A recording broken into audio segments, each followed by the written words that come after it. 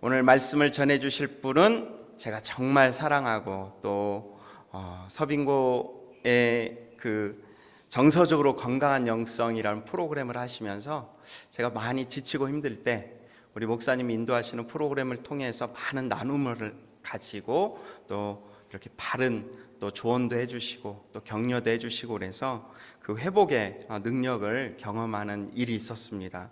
딱 오늘 제목이 정서적 건강과 영성입니다. 저는 8주를 했는데 목사님이 짧은 시간에 그때 받았던 모든 은혜를 주실 줄 믿습니다. 우리 한번 이기훈 목사님 나오실 때 큰 박수로 환영해 주시기 바랍니다.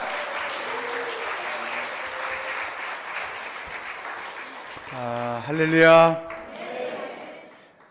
이 양지온누리교회가 영적으로 굉장히 성장했다는 것이 피부로 막 느껴집니다. 1년 전에 이 시간하고 오늘하고 많이 달라진 것 같아요. 은혜가 더 충만하고 성령의 운행하심이 눈에 보이는 그러한 영적 느낌이 있는 것을 보고 제가 개인적으로 굉장히 기쁨이 충만합니다. 또 여러분은 최고의 환경에서 신앙생활을 하고 있어요. 다른 데 사는 사람들 어렵게 날 잡아서 돈 내고 회비 얼마 내고 사용료 내고 여기 와서 시간을 가지고 가는데 여러분들은 일상이 이런 곳이기 때문에 얼마나 행복한 환경에서 믿음 생활을 하는가. 제가 볼 때 헌금을 더 많이 하셔야 될 것 같아요. 오늘 여러분과 함께 이 말씀을 나누게 돼서 너무 감사합니다. 사실 이 타이틀이 금요 성령 집회인데 오늘 제가 여러분과 나누려고 하는 것은 그 분위기가 좀 달라요. 성령에 대한 거는 나머지 분들에게 다 배우시고 오늘은 특별히 여러분과 같이 나누고 싶은 내용 때문에 이렇게 제가 주제를 잡았습니다. 저는 평생 교회 생활을 합니다. 우리 아버지 목사하셨기 때문에 평생 사택에서 살고 평생 교회가 주는 걸로 먹고 살고 누구보다도 교회의 생리를 참 많이 알아요. 또 교인들의 생리를 참 많이 압니다. 특별히 온누리교회에 와서 큐티와 1:1이라는 너무나 훌륭한 영성을 배우고 그것들을 성도들에게 가르치고 저 자신도 그 안에서 살게 되고 이런 오랜 세월 교회 생활을 하면서 지금까지 왔는데 언제부턴가 질문이 하나씩 생기기 시작했어요. 그게 뭐냐면 저분은 정말 기도 생활을 열심히 하는데 왜 저렇게 가정생활이나 교회 안에서 관계를 잘 못할까? 새벽기도 한 번도 안 빠지는데 그래서 정말로 믿음이 좋은 사람인 것으로 알았는데 교회 안에서 어떤 문제가 발생했을 때 그거에 대하여 대처하는 모습을 보면 이건 아닌데 저분의 믿음과 그분이 하는 저런 행동은 무슨 관계가 있나? 또 열심히 믿음 생활을 하는데 참 정말 인생이 행복하지 않은 사람이 너무나 많다는 거예요. 복음이 부족한 걸까? 예수 그리스도 그 한 분만이 부족한 걸까? 분명히 그건 아닌데 왜 행복하게 사는 사람들보다 불행하게 사는 교인들이 훨씬 더 많은가? 의문이 계속 생긴 거죠. 근데 그 의문이 이제 점점점 확대가 됐어요. 저분은 성경을 50독 통독을 했다는데 왜 교회 공동체 안에서 행동하는 걸 보면 저렇게 미숙하게 굴까? 성경은 뭐 때문에 읽은 걸까? 또 어떤 분은 나는 매일 큐티를 하면서 신앙생활을 합니다. 하나님이 주시는 그 말씀이 얼마나 감사한지 모릅니다. 그 기쁨을 가지고 삽니다. 오케이, 여기까지는 정말 정상적인데 큐티 한다는 사람이 행동하는 짓을 보면 왜 저 모양일까? 이게 많단 말이죠. 나는 1:1 양육을 20명을 했습니다. 1대1은 눈 감고도 가르칠 수 있습니다. 여기까지는 진짜 훌륭한데, 공동체 안에서 이런 말을 듣는 거죠. 1대1을 열심히 한다는 사람이 왜 저 모양이야? 큐티와 1대1을 저의 전공으로 여기고 있는 저에게는 그런 말을 들을 때 자존심이 상하는 거예요. 큐티가 부족하고 1대1이 부족해서 그럴까? 그건 절대 아니란 말이죠. 왜? 기도 생활도 많이 하고 신앙 생활도 오래 했고 성경도 열심히 묵상하고 교회 생활도 열심히 하는데 행복하지 못한가? 왜 관계를 저렇게 못 갖는가? 공동체 안에서 왜 늘 무리를 일으키는가? 이런 문제를 가지고 오랫동안 고민하다가 하나님께서 해답을 저에게 보여주셨어요. 그것이 뭐냐면, 사람이 정서적으로 건강하지 못하면 온전한 영성을 가질 수가 없다는 거죠. 복음, 예수 그리스도, 1대1 제자 양육, 성령 충만, 말씀 묵상, 이와 같은 것들이 우리 삶에서 극대화되려면 정서적으로 건강해야 한다는 거예요. 정서적으로 건강하지 못한 것들이 이 훌륭한 영적인 영성의 아이템들의 효과를 반감시키고 있다는 것이죠. 그래서 저는 이곳저곳에서 말씀을 증거하는 기회가 허락될 때마다 이 말씀을 나눕니다. 정서적으로 건강하지 못하면 건강한 영성을 가질 수가 없다. 그래서 오늘 이 밤에 이 정서적으로 건강하지 못한 10가지 증세를 여러분들에게 소개해 드리겠어요. 아니, 소개해 드리는 게 아니라 여러분의 영성을 검진하는 거예요. 여러분 2년에 한 번씩 건강검진 하잖아요. 그래서 내 신체적인 상태를 점검하잖아요. 저는 오늘 여러분들에게 공짜로, 여러분이 병원에 오는 것도 아니고 제가 여기까지 출장 와서 나는 정서적으로 건강한 영성을 가지고 생활을 하고 있는지 이것을 검진하는 시간을 가지려고 합니다. 제가 드린 이 10가지 내용 중에서 여러분 각자가 3가지 정도, 그래, 그 10가지 중에 이러이러한 3가지는 정말 내게 부족한 거야. 그래, 그것 때문에 내가 어떤 한계가 있어. 이렇게 여러분 스스로가 여러분 자신을 검진을 하시고, 이제 검진으로 끝나면 또 한계가 있으니까 부부로 오신 분들은 내일 아침 식사하면서 어제 저녁에 내 검진 결과가 이렇더라고 얘기를 나누시고, 또 대화를 나눌 상대가 없는 사람들은 오래 가면 안 되니까, 효과가 떨어지니까 주일까지, 내일 모레 주일까지 이 자리에 계신 분 중에 누구하고인가 여러분의 스스로 검진한 내용들을 스스로 나누어 주는, 그래서 그 해법을 찾아가는 그러한 시간들이 됐으면 좋겠습니다. 만약에 여러분들이 자기 자신을 솔직하게 들여다보고 검진을 해서 하나님 앞에서 그것들을 끄집어 내놓고 기도하기 시작하면, 나머지 목사님들이 오셔서 성령을 주제로 말씀을 선포할 때마다 놀라운 200배, 300배의 역사가 나타날 줄로 분명히 믿습니다. 자, 정서적으로 건강하지 못한 10가지 증세. 첫 번째, 하나님의 일을 하지만 하나님을 이용하는 경우가 많다. 잘 생각해 보세요. 내 신앙생활에서 하나님을 이용하는 일들이 어떤 게 있는가? 하나님을 위해서 일을 하지만 그게 변질되면 자기 만족을 위해서 일을 하게 돼 있어요. 우리가 기도 생활을 열심히 하지만 그 기도가 하나님을 이용하려는 기도일 수 있어요.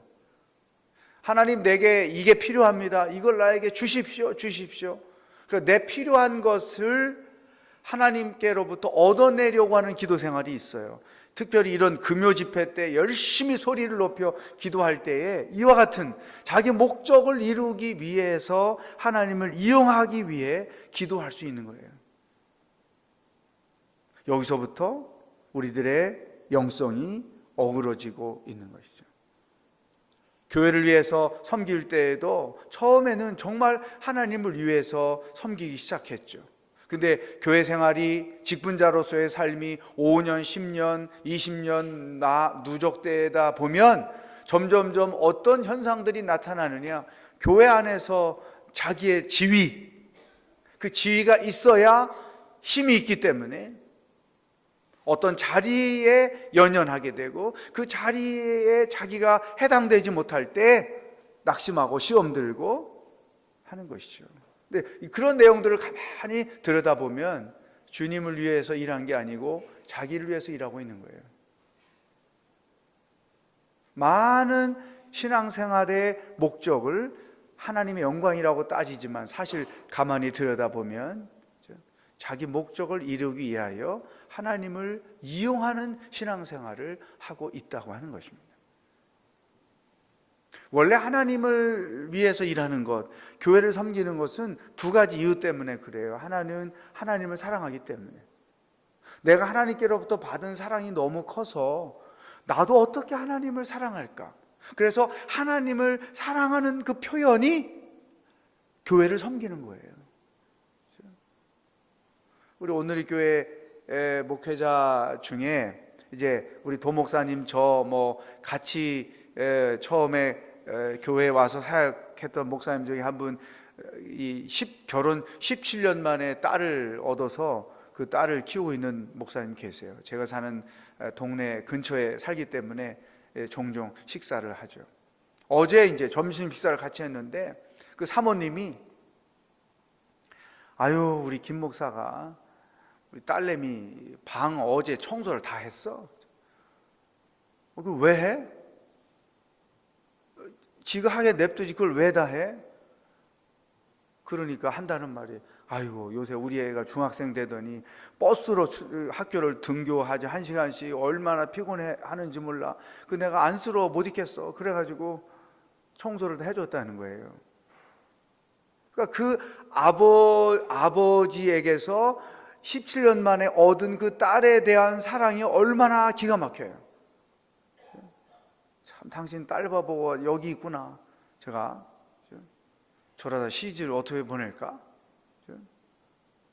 여러분, 하나님을 위해서 일할 때 가장 순수한 동기는 내가 하나님께 받은 사랑이 너무 커서 나도 하나님을 사랑해요.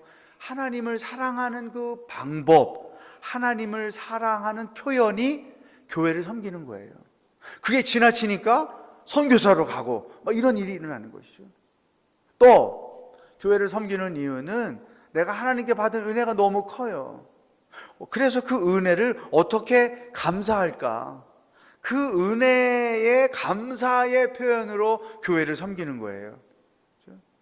이런 순수하고 본질적인 것이 시간이 흘러가면서 퇴색해버리면 그때부터 나를 위해서 일하는 것이고 신앙생활의 중요한 목적들이 하나님을 이용하려는 것으로 바뀌어버린다는 거예요.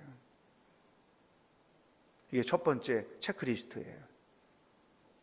나는 하나님의 사랑과 은혜에 대한 보다 반응으로 하나님을 위해서 일하고 섬기고 있는가? 아니면 나 자신을 위해서, 나 자신의 목적을 이루기 위해서 하나님을 이용하고 있는 것은 없는가? 점검해야 되는 거죠. 여러분 스스로가 여러분 내면을 솔직하게 들여다보는 거죠. 두 번째, 정서적으로 건강하지 못한 영성. 감정을 억누르거나 무시하거나 숨기고 살고 있다. 하나님은 우리들에게 감정을 주셨어요. 그래서 그 감정을 표현하며 살도록 하셨어요. 희노애락이죠. 그런데 미국이나 중국이나 한국이나 똑같이 감정을 표현하는 것은 미숙한 사람으로 생각했어요. 감정을 표현하지 않으면 그 사람은 성숙한 사람이라고 생각했어요. 그러다 보니까 기쁘든 화가 나든 슬프든 그 감정을 표현하지 않고 그냥 눌러놓고 사는 거예요. 부부 생활을 할 때 생전 감정을 표현하지 않아요. 왜? 내가 그 감정을 표현하면 배우자가 난리가 나니까. 그런데 이것이 무서운 것은 그런 감정이 쌓이고 쌓이다 보면 언젠가 다른 방법으로 표출이 되는 거예요. 일본에서부터 우리나라로 불어온 바람이 황혼 이혼이잖아요.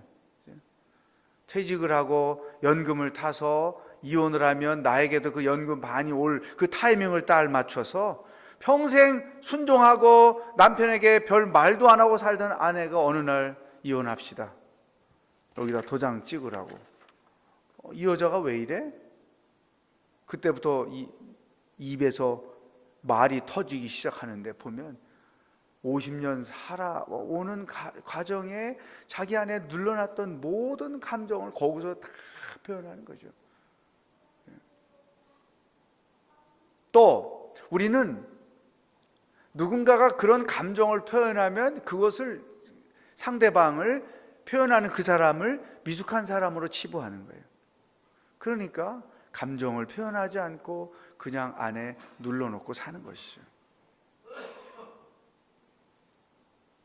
이것 때문에 마음에 병이 들고 이것 때문에 삶이 힘들어지고 이것 때문에 자기 삶에 어두움이 드리워지고. 건강한 사람들은 감정을 서로 표현합니다. 표현도 하고 그 감정을 받아주기도 하고. 건강하지 않은 사람들은 표현하지도 않고 받아주지도 않고. 이게 정서적으로. 그래서 기도 많이 하고 찬송 많이 하고 하나님이 내 그 감정을 치유하실 것이다. 일시적인 효과는 있지만 본질적으로는 해결이 안 되는 거예요.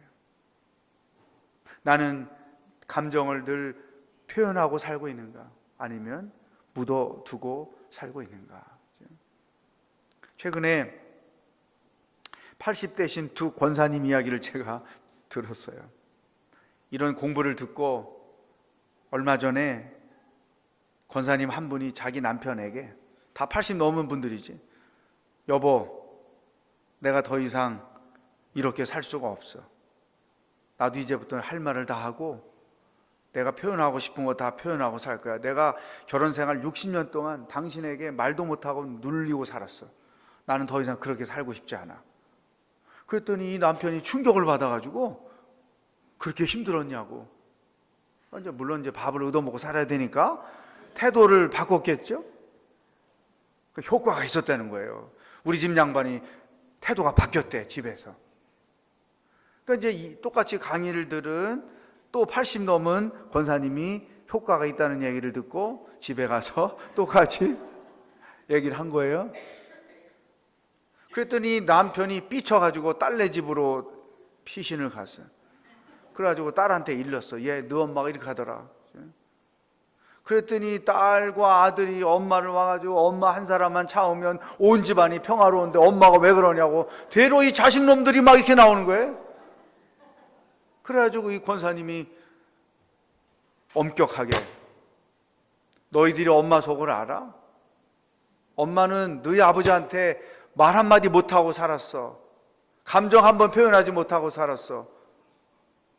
막 거기다 이제 쏘댄 거지. 그랬더니 자식들이 엄마 미안하다고, 엄마가 그렇게 힘들었는 줄 우리가 몰랐다고, 엄마의 응원 지지 부대가 됐다는 얘기. 어제 그저께 그 얘기를 내가 그 권사님에게 직접 들었어요.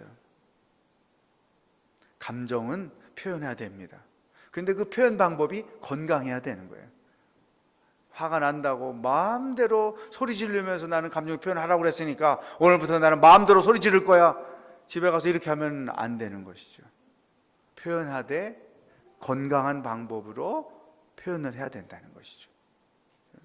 또 이 감정을 표현하는 것은 미숙하라고 그렇게 인식을 했기 때문에 우리 중에 어떤 화를 내고 나서 그 화 때문에 굉장히 자책을 하고 죄책감을 갖는 사람들이 많아요.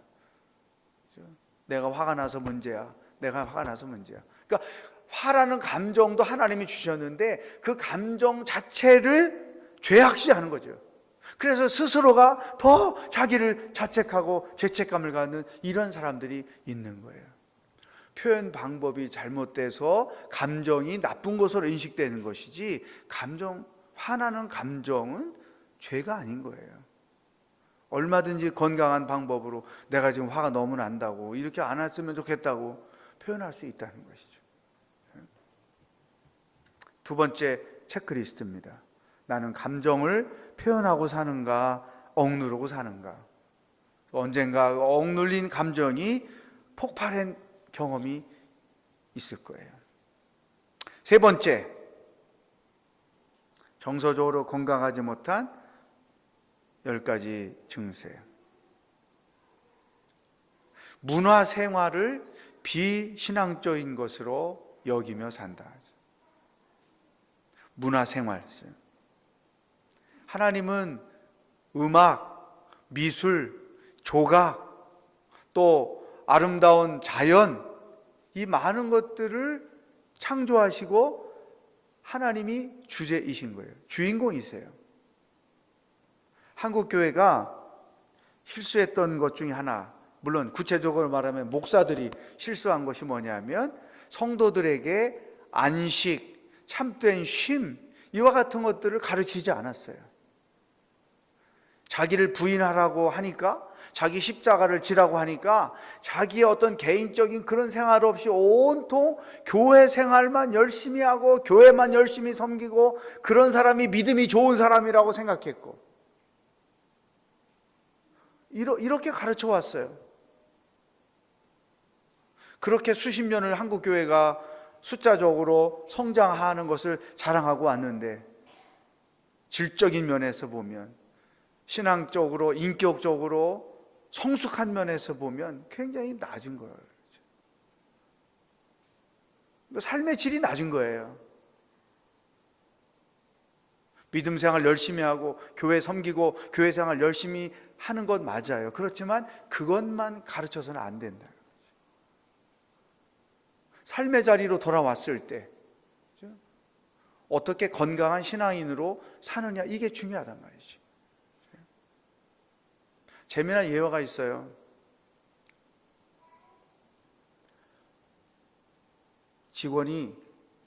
남자 직원이 출근만 하면 한 11시쯤만 되면 졸고 앉았어, 자기 책상에서. 그러니까 그 건너편에 앉아있는 부장님이 볼 때 한 번 참아, 두 번 참아. 저 친구는 뭐 때문에 회사 오면 왜 이렇게 맨날 졸고 앉았어? 그래서 어느 날, 김대리, 밤마다 뭐 해? 왜 이렇게 회사만 오면, 그것도 밥 먹기 전쯤만 되면 졸고 앉았어? 그랬더니 머리를 긁으면서, 요새 우리 교회가 특별 기도회 40일을 해가지고 새벽마다 교회 가느라고 조금 존다고. 그러니 예수 안 믿는 이 김 부장이 볼 때 이 김 대리의 이 행태가 얼마나 웃기겠어요. 여러분, 하나님이 모든 그 인생의 주인공이시잖아요. 우주의 주인공이시잖아요. 그러면 하나님이 창조해 놓으신 것, 또 하나님의 창조를 감동을 받고, 미술을 공부한 사람들은 그림으로 표현하고, 음악을 공부한 사람들은 곡으로 표현하고, 그래서 그 하나님이 다양하게 이 세상 가운데 나타나는 거잖아요. 그러니까 우리 크리스찬들이 이런 하나님이 창조하신 것을 묵상하고 감상하는 것, 하나님이 창조하신 그 자연 속에 들어가서 여러분처럼 이렇게 예배하고 산책하고 하나님과 대화하며 소중한 시간을 갖는 것, 또 미술관에 가서 하나님이, 요즘에 예술의 전당에 가면은 그 샤갈이 그 성경을 주제로 그려놓은 작품들을 사랑이라는 주제로 전시하고 있어요. 갔더니 뭐 얼마나 많은 사람들이 있는지 몰라요. 핸델, 바하 이런 사람들이 하나님을 주제로 만들어진 곡들을 연주하는 일들이 얼마나 많아요. 이런 쉼과 문화생활 이런 것들을 신앙생활과 담을 쌓고 사는 거죠.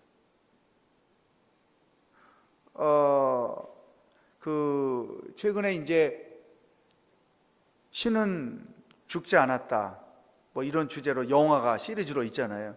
7월 19일 날 이제 제 3편이 개봉이 됩니다. 여러분 롯데 시네마가 그것을 CBS가 주재해가지고 하니까 여기 어디 근처에 롯데 시네마 있나요? 그런 데 가서 단체로 보셔도 돼요.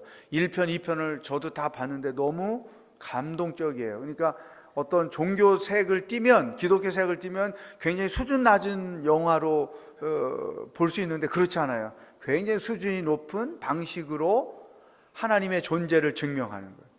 예수는 옛날에 어떤 신화가 아니라 역사적인 사실이다. 1편, 2편이 그런 것들을 증명하는 내용이었거든요. 3편도 시사회를 다녀온 목사님이 저한테 얘기를 해주는데 굉장히 볼만하다. 그래서 제가 맡은 공동체도 7월 19일 이후 롯데 시네마에 가서 그 영화를 다 보도록 어제 종강 예배 하면서 제가 광고를 했어요. 그러니까 이런 다양한 문화 생활이 영성 생활과 깊은 관계가 있다는 것이죠. 언젠가 한 분이 자기는 평생 극장을 처음 가봤대. 교회에서 이렇게 단체로 가니까 가본 거예요. 연세 많은 분들은 그런 기회가 없었단 말이죠. 문화생활은 비신앙적인 것도 있지만 그리스도 안에서 우리가 교회 공동체가 함께하는 그와 같은 것들은 영성의 큰 역할을, 정서적으로 건강한 것에 아주 중요한 역할을 한다는 것이죠. 나는 얼만큼 문화생활을 하고 있는가? 네 번째, 정서적으로 건강하지 못한 영성. 오늘의 삶에 영향을 주는 과거의 영향을 부정하거나 덮어두고 산다. 오늘 내가 영향을 받고 있는 것은 과거의 어떤 일 때문이에요. 그거에 대한 영향으로 오늘을 살고 있는데 그 과거를 괴롭기도 하고 부끄럽기도 하고 또 고통스럽기도 하니까 묻어두고, 그러나 그 영향은 여전히 받으면서 오늘을 살고 있는 것이죠. 특별히 이런 부분은 여러분 자신에 대하여 솔직하게 들여다봐야 돼요. 사람은 누구나 성장 과정에서 부모님으로부터 영향을 받고 그 받은 영향대로 일생을 살아갑니다. 저의 경험이나 우리 아이들의 경험을 보면 초등학생 때까지, 태어나서 초등학생 때까지 부모에게 받은 영향이 그들의 삶에 그대로 반영된다는 거예요. 그런데 감사하게도 부모님으로부터 행복하게 사는 게 뭔지, 또 올바른 가치관, 또 어려움을 당할 때 어떻게 그 어려움들을 신앙으로, 사랑의 방법으로 이겨냈는지, 자기가 실수하고 어떤 죄를 지었을 때 부모님들이 어떻게 나를 사랑으로 용서해주고 받아주었는지, 이런 긍정적이고 신앙적인 좋은 영향을 받고 성장한 사람들은 사랑할 줄 알고 용서할 줄 알고 자기 자신에 대하여 긍정적으로 판단할 줄 알고, 그래서 어느 곳에서든 그 사람이 있는 곳에는 아름다운 화합이 이루어지고 이렇게 됩니다. 또 본인이 인생 자체를 자유하며 살고 하나님 안에서 정말 기뻐하며 찬송하며 허물없이 사는 것이죠. 그런데 부모님으로부터 안타깝게도 어떤 상처를 받고 성장했을 때 그것을 내가 잊고 살지만 내 삶에서 그 영향이 그대로 나타나는 거예요. 결혼해서 부부 생활을 할 때, 또 부모가 돼서 자녀들과 함께 생활을 할 때, 교회 공동체 안에서 함께 생활을 할 때, 그런 부모님으로부터 잘못 입력된 그 상처들이 관계 속에서 그대로 다 나타나는 거예요. 근데 이게 왜 그런지도 모르고, 혹은 알면서 감춰두고 살고, 이런 사람을 봤어요. 자매님인데 결혼을 잘했어요. 믿음 생활 열심히 하는 남편, 아내를 사랑하고 가족적인 남편을 만났어요. 그래서 애들도 행복하게 살고 남편도 행복하게 살고. 근데 이 부인만 행복하지 않은 거예요. 행복을 느끼지 못해요. 내가 왜 그러지? 옆에 분들하고 얘기하면, 아이고 김 집사님 같은 남편이 어디 있어? 그런 애들은 얼마나 착하고 왜 모든 조건을 완벽하게 가졌는데 왜 기쁘지 않아? 그 내면을 들여다 보니까 자기 할아버지가 세컨드 할머니를 가졌어요. 그래서 우리 어릴 때 그런 일이 많았잖아요. 할머니가 둘이었어요. 그 사이에 고통이 뭔지를 알았어요. 근데 우리 아버지가 또 한 여자를 사귐으로 인해서 엄마가 고통당하는 것을 어릴 때부터 너무 많이 보고 큰 거예요. 결혼을 했어요. 정말 훌륭한 남편을 만났어요. 그런데 이 자매님의 내면 속에는 우리 남편이 우리 할아버지나 아버지처럼 언젠가 나를 버리고 가면 어떡하지? 이것에 대한 두려움이 그 마음에 잔재하고 있는 거예요.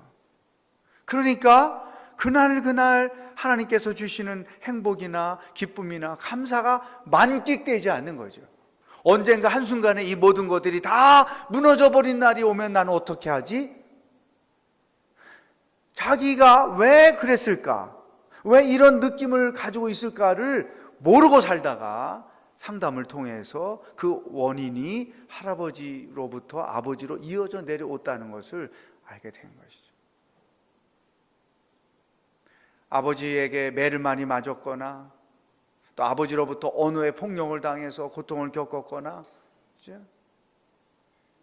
그 현상이 오늘의 삶에 그대로 영향을 주고 있어요. 제가 시드니에서 사역할 때 아주 못된 놈이 하나 있었어요. 목사 아들인데. 그래서 어느 날 만났어요. 딸이 넷이 있고 그 대화를 했어요.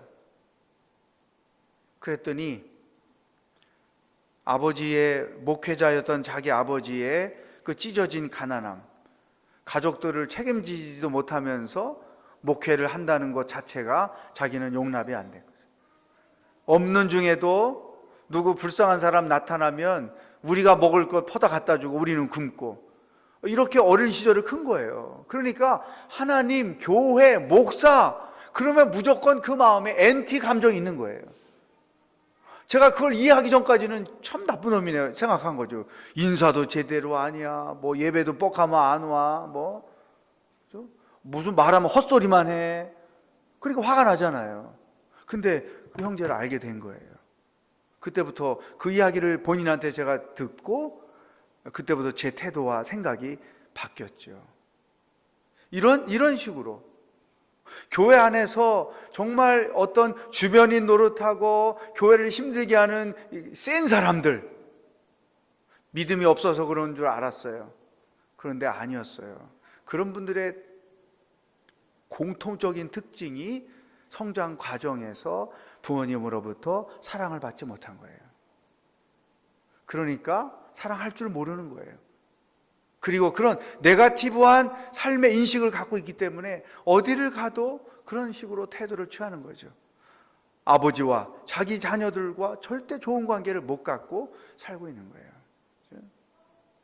결혼 주례할 때 자녀들이 인사하잖아요. 그러면은 아버지 엄마들이 한 번씩 안아주세요. 그러면 거기서 나타나요. 평상시에 내 딸, 내 아들과 허깅 한번 안 해본 부모님들은 얼마나 이게 어색한지 몰라. 예?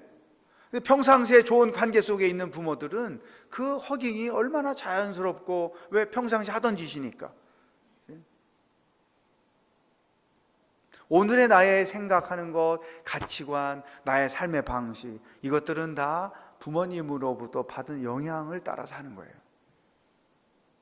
여러분 한번 생각해 보세요. 부정적인 것들, 내가 부모님께로부터 받은 부정적인 영향들이 어떤 게 있고, 그것들이 내 삶에 영향을 주고 있는 것, 그게 어떤 것이 있는지를 여러분 스스로가 들여다봐야 돼요.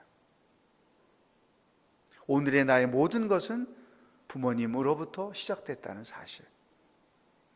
그게 부끄럽고 그게 창피하고 그럴 수 있지만 그것을 들여다봐야 돼요. 그리고 부부라면 부부끼리 그 이야기를 서로 나눠야 돼요. 그러면 배우자를 훨씬 더 이해할 수 있어요. 여기서부터 성령의 치료가 일어날 수 있다는 것이죠. 다섯 번째, 정서적으로 건강하지 못한 영성의 증세들. 삶의 많은 것들을 거룩한 것과 속된 것으로 구분해 놓고 사는 거죠. 특히 보수적인 신앙을 가진 사람들일수록, 율법적인 신앙을 갖게 되고, 이 율법적인 신앙을 가진 사람들일수록 거룩한 것과 속된 것을 딱 선을 그어놓고 자기가 절대 속된 것에 인벌브되지 않으며 그 속된 것이라고 판단한 것에 있는 자들을 늘 정죄하고 비판하고 판단하는 거예요. 내 안에는 그런 요소가 없는지 생각해 보십시오.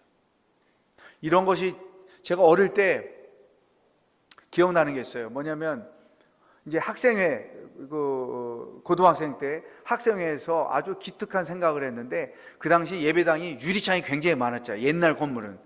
그래서 주일날 오후에 학생회 액티비티로 예배당 유리창을 우리가 다 닦자. 그래가지고 이제 남녀 학생들이 다 뭐 장비를 가지고 주일날 오후에 그 유리창을 닦는데, 장로님 한 분이 오시더니 막 야단을 치면서 거룩한 주일날 지금 뭐 하는 거냐고.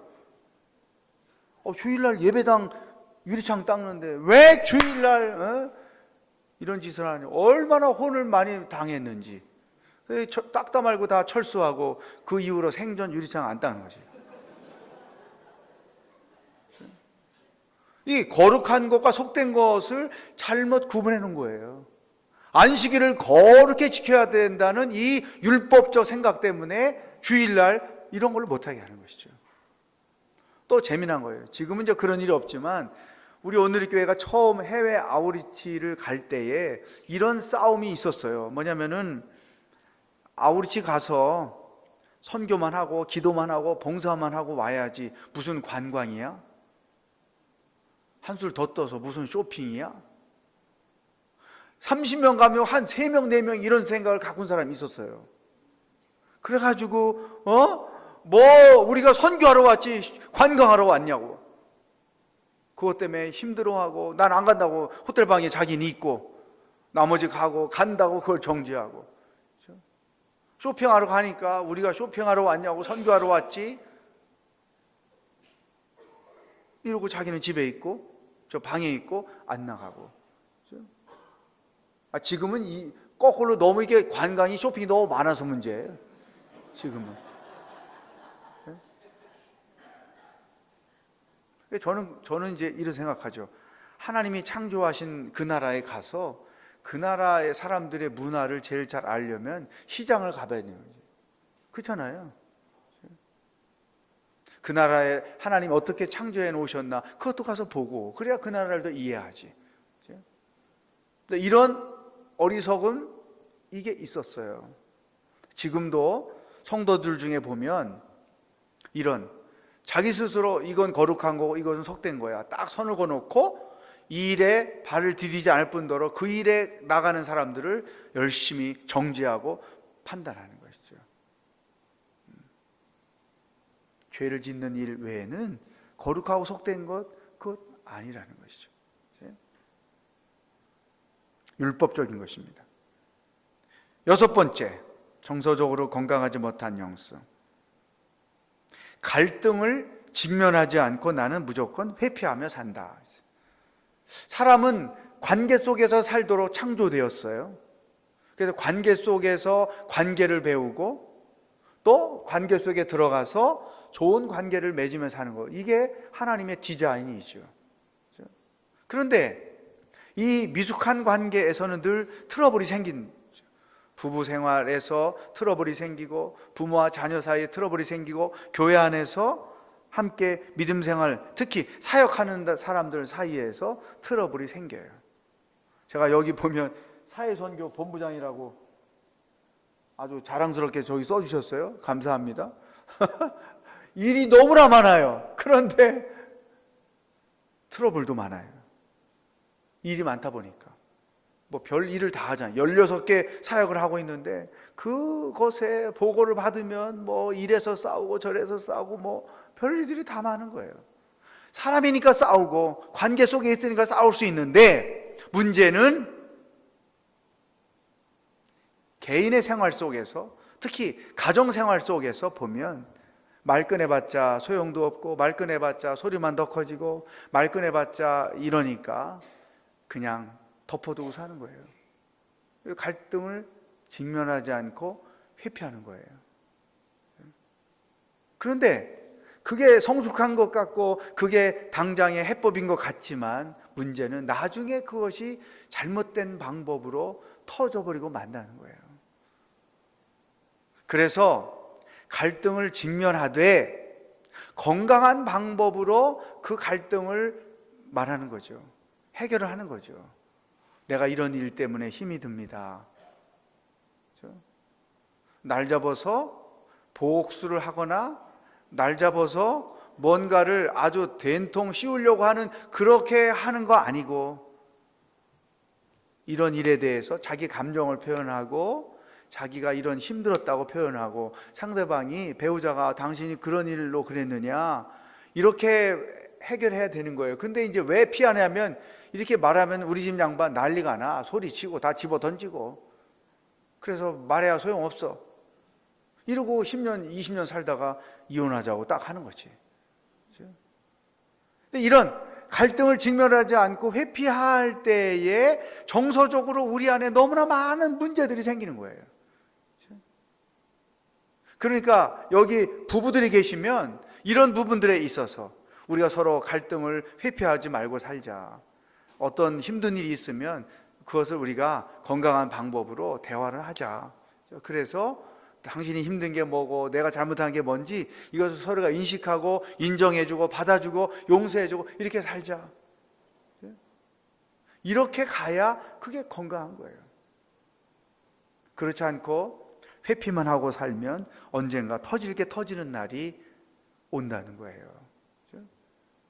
한 2년 전에 전교에서 1등 하던 애가 자살을 시도했어요. 근데 감사하게도 실패를 해서 얘가 이제 죽기 전에 구조가 돼가지고 병원에 입원을 하고 있었어요. 다 충격받은 거죠. 그 시골 동네 학교도 충격받고, 동네 사람들, 공부 잘하는 아무개 정말 훌륭하다고 했던 동네 사람들도 다 충격을 받고. 그래서 이 아버지가, 아들아 뭐가 힘들었어? 힘들었으면 아빠한테 얘기를 하지, 너가 왜 이렇게 해서 막 이제 울면서 대화를 했을 거 아니에요. 근데 이 아이는 내가 전교 1등에서 떨어지면 우리 아버지가 얼마나 실망이 클까, 이거에 대한 두려움. 내가 지금 전교에 1등 할 정도로 공부하는 게 나는 너무 힘들고 어렵고 그렇게 하고 싶지 않은데, 나에 대한 지나친 기대를 갖고 있는 우리 아버지, 내가 그렇지 않을 때 아버지가 겪을 실망, 이게 막 어그러지니까 말 한마디 못하고 결국에는 극단적인 선택을 하려고 했던 것이죠. 갈등은 직면하고 건강한 방법으로 표현하고 그것을 받아주고 나누어주고 이렇게 해야 되는 거죠. 우리 집안은 할 말을 하고 사는 집안인가. 어떤 프로그램에서 내가 다시 결혼한다면 이런 남자하고 살고 싶다고 이런 얘기를 한 유명한 그 가수가 있어요. 이 가수가 뭐라고 그랬냐면, 내가 다시 결혼하면 어떤 남자를 얻을까? 정말 내 얘기를 잘 들어주는 남자하고 결혼하고 싶다고. 말이 안 된다는 것이요. 한마디 끝나면 차라 됐다 이러고 끝나고 이런 거잖아요. 갈등은 우리 가정은 갈등을 직면하고 표현하고 풀며 사는가, 덮어두고 사는가, 이것을 점검해 봐야 하는 것이죠. 7번째, 자신의 약점, 상처, 실패를 절대로 드러내지 않고 산다.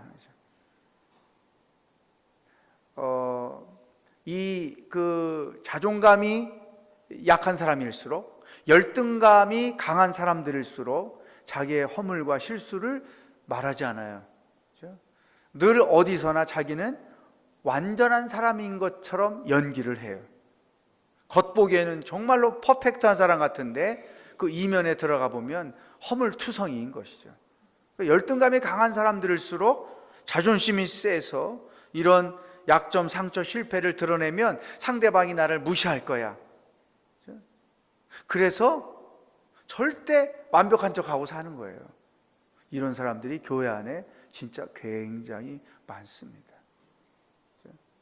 겉으로는 온전해 보이나 그 이면에 들어가면 온갖 약점과 상처와 허물이 많은 거죠. 근데 놀라운 사실은 자기가 완벽한 사람인 것처럼 말하지만 그 말을 듣는 모든 사람들은 그분이 얼마나 허물이 많고 부족한 게 많은 사람인지를 다 알고 있다는 사실이에요. 본인 말 그걸 모르는 거예요. 얼마나 그게 아이러니한 일입니까? 또 저도 지금까지 살아보니까 내가 부족한 것, 허물, 실패, 실수 그런 것들을 인정하고 고백한다고 해서 절대 그런 사람들이 깔보거나 우습게 보거나 하지 않는다는 거예요. 근데 열등감이 강한 사람들은 그런 인식 때문에 철저하게 완벽한 척 하는 것이죠. 나는 얼만큼 나의 연약함을 드러내며 살고, 특히 1:1 양육할 때 양육자와 동반자 사이에 이런 보이지 않는 기싸움이 있어요. 양육자가 자기 완벽한 신앙인 것처럼 굴면서 허물, 실수 절대 얘기 안 해요. 그러면 동반자가 그래? 그럼 나도 그렇게 가야지. 그래서 계속 자기는 완벽한 거, 모든 걸 다 온전하게 하는 것처럼. 근데 양육자가 자기 허물과 실수를 먼저 드러내면서 과정을 해나가면 상대방이 자기 허물을 드러내면서, 그래서 1:1 제자 양육이 단순한 제자로서의 훈련의 효과만 있는 것이 아니라 내적 치유의 효과가 있다는 거예요. 저의 경험에 의하면 서로가 허물, 부족함, 연약함, 상처를 드러내놓고 그거를 나누는 것 자체부터가 해결의 시작이에요. 그걸 가지고 서로가 기도하고 하나님의 치유를 기대하고 기도하고 이런 과정을 거쳐가면서 놀랍게도 온전한 1:1 양육 안에서 이런 치유와 회복의 역사도 일어나고 있다는 것이죠. 8번째, 정서적으로 건강하지 못한 영성의 사람들은 자신의 한계를 인정하지 않는다는 거죠. 다른 말로 표현하면 나 없이는 안 돼, 이런 거예요. 그래서 집에서도 그렇고 교회에서도 그렇고 자기가 다 해. 특히 교회 규모가 작을수록 이건 내가 없으면 할 사람이 없어, 다 해. 그리고 어디 가서 맨날 불평해. 굉장히 많아요. 그러면서 또 이런 말이에요. 우리 교회는 있잖아, 나 없으면 아무것도 안 돼.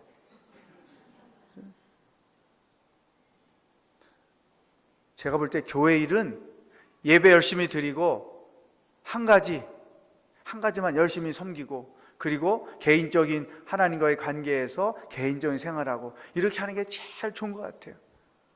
교회 일에 모든 시간을 다 쏟으니까 문제가 정서적으로 건강하지 않은 거죠. 그리고 교회가 쌈나고 갈등할 때 보면 다 그런 사람 때문에 되는 거지, 예배 드리고 봉사할 거 딱 하나 하고 가는 사람들은 교회를 어렵게 만들 이유가 아무것도 없는 거예요.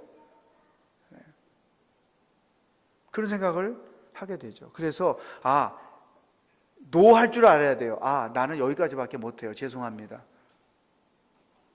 이거 믿음 없는 거 아니에요. 이기적인 거 아니에요. 자기의 영성을 건강하게 지키는 하나의 몸부림인 것이죠.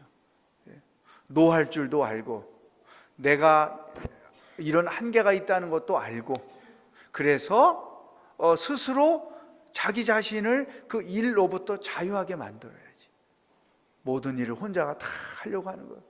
이런 사람들은 왜 그러냐면 내가 이런 일을 교회에서 중요한 일들을 몇 가지 하고 있다는 것을 통해서 자기의 정체성을 드러내려고 하는 거예요. 자기 존재감을 드러내려고 하는 거예요.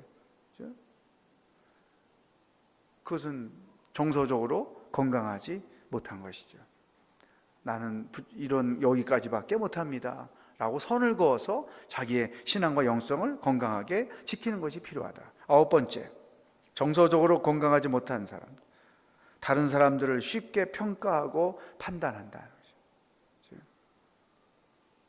교회에 대해서, 또 교회 리더들에 대해서, 목회자들에 대해서. 제가 믿음 생활 해보니까 우리 교인들이, 오늘 교회는 빼고 교인들이 어디 가서 자기 교회 좋다는 얘기 잘 안 해요.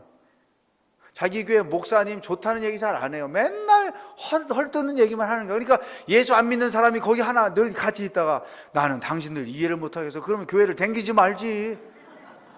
교회를 옮겨. 그 목사가 그렇게 마음에 안 들면. 그러면서 교회는 열심히 다녀.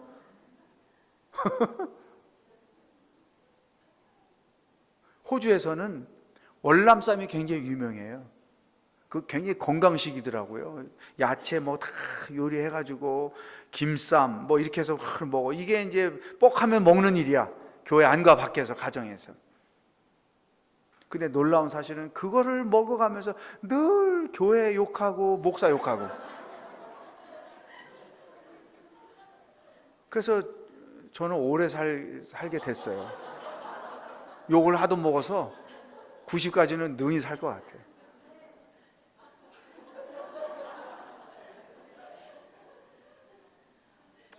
우리가 교회 생활할 때 또 가족 관계 안에서 이런 쉽게 평가하고 판단하고 단정짓고 정죄하는 것, 이것은 정서적으로 건강하지 않은 아주 대표적인 증세인 것이죠. 아, 그렇구나, 이해하고 오죽하면 그랬으랴, 이렇게 넘어가는 거죠. 마지막 10번째, 정서적으로 건강하지 않은 영성의 사람들은 하나님과 동행하기보다 사역에 바쁘게 산다는 거죠. 하나님을 위해서, 하나님의 영광을 위해서 열심히 사역을 하는 거예요. 그러면서 자기가 하나님과 깊은 영적 교제에 갖지 못하는 것을 합리화시키는 거예요. 내가 주님을 위해서 일하는데, 주님을 위해서 일하는 것과 주님과 영적 교제 안에 있는 것은 다른 거예요. 이것을 하나로 묶을 수가 없는 거죠. 특히 교회 열심히 섬기는 사람들, 선교사들 중에 보면 열심히 뭐 이런저런 사역 얼마나 많아요. 그 사역 때문에 하나님과 깊은 영적 교제를 못하고 살아요. 이것도 건강하지 않은 거예요. 또 현대인들의 특징은 바쁜 거잖아요. 바쁘게 삶으로써 그 환경에 적응하면서 내가 이렇게 살 수밖에 없기 때문에 하나님과 인격적 교제를 갖는 일이 어렵습니다. 하나님도 이해하실 겁니다. 예수님도 이 시대에 사셨으면 우리처럼 사셨을 거요? 뭐 이러면서. 여러분, 우리들의 신앙생활, 우리들의 개인의 삶의 가장 우선순위는 하나님과 인격적 교제를 갖는 거예요. 하나님은 우리가 일로서 당신을 만나기를 원하지 않으세요. 깊은 말씀 묵상과 기도를 통해서 인격적인 교제를 갖기를 원해요. 마르다를 원하지 않으세요. 마리아를 원하세요. 내가 하나님을 위하여 일하는 것 부족해도 기본적으로 하나님과 훌륭한 인격적 관계 안에서 개인 생활도 하고 믿음 생활도 하고 교회 생활도 하는 거죠.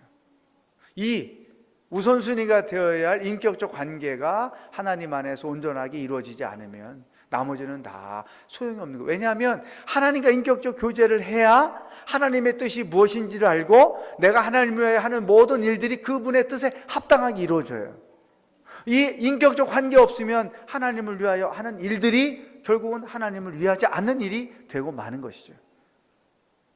정서적으로 건강한 사람들은 일로 바쁘게 살기보다 하나님과 더 깊은 영적 교제 안에서 산다는 것이죠. 나는 어떻게 신앙생활을 하고 있는가? 오늘 10가지 이 체크리스트를 여러분에게 소개했어요.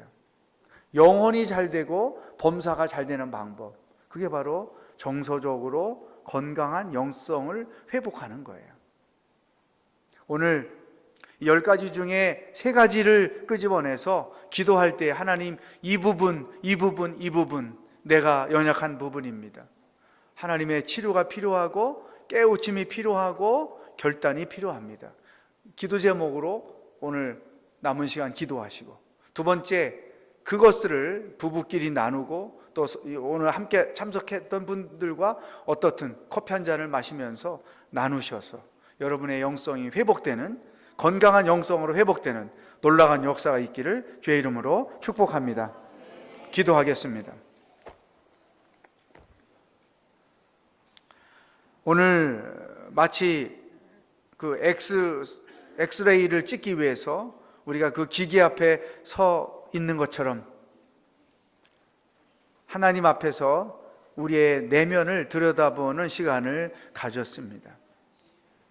하나님, 묻어놓았던 것, 외면했던 것, 회피했던 것, 여러 가지 이유로 그냥 덮어두고 살고 왔던 것, 그게 어떤 것들인지 우리로 보게 하시고 깨닫게 하시고 알게 하여 주시옵소서. 특별히 오늘까지 내 삶에 부정적으로 영향을 주었던 과거의 아픔, 그게 어떤 것이 있는지 기억나게 하시고 들여다보게 하여 주옵소서. 오늘 주신 10가지 주제를 통해서 하나님이 만지시고 새롭게 하시고 하나님이 회복시켜 주실 것이라고 기대하는 것, 그게 무엇인지 한 가지 한 가지를 주님 앞에서 드러내놓고 하나님 앞에 회복을 구하는, 치료를 구하는, 지혜를 구하는 그러한 기도를 다 같이 드리도록 하겠습니다. 합심해서 기도하겠습니다. 하나님 아버지, 오늘 저녁에 특별한 시간을 갖게 해주셔서 감사합니다. 하나님 앞에서 우리 자신들을 들여다보았습니다. 우리 내면 세계를 들여다보았습니다. 덮어두었던 것들을 들여다보았습니다. 회피했던 것들을 들여다보았습니다. 하나님, 보이는 게 있게 하시고 생각나는 게 있게 하시고 상처가 드러내지게 하시고 내가 나 자신을 깊이 들여다보고 하나님 앞에 낱낱이 드러내놓고 하나님의 손길을, 회복의 손길을 기다리는 시간들을 갖게 하여 주시옵소서. 오 사랑의 주님, 예수님 때문에 행복하게 살고 예수님 때문에 건강하게 살고 예수님 때문에 온전하게 살기를 소망하지만 여러 가지 알지 못했던 이유로 인하여 우리 내면 가운데 어그러짐이 있는 것을 보기를 원합니다. 오 살아계신 성령 하나님, 오 살아계신 성령 하나님, 오늘 이 밤에 주님 앞에 나온 모든 지체들 한 사람 한 사람 마음을 두드려 주시고 보게 하시고 깨닫게 하시고 알게 하시고 하나님 안에서 그와 같은 것들을 성령의 도움으로 하나씩 하나씩 해결해 갈 수 있도록 역사하여 주시옵시기를 간절히 원합니다.